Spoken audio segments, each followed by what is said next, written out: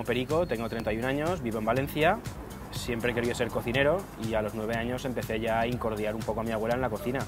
A los 16 tuve la suerte de poder empezar a trabajar fregando platos en un bar. Desde entonces, y con trabajo duro y un poco de suerte, he podido viajar por todo el mundo haciendo cosas bastante distintas, desde enseñar a los americanos a hacer paellas en Disney World hasta irme de gira con grupos como Metallica o los Harlem Gospel,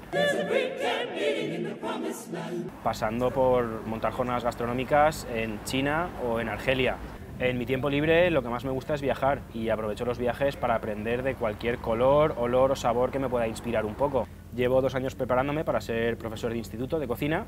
pero la situación actual del país pues lo pone bastante difícil y entonces me he tenido que barajar distintas opciones y la más acertada es ganar Top Chef.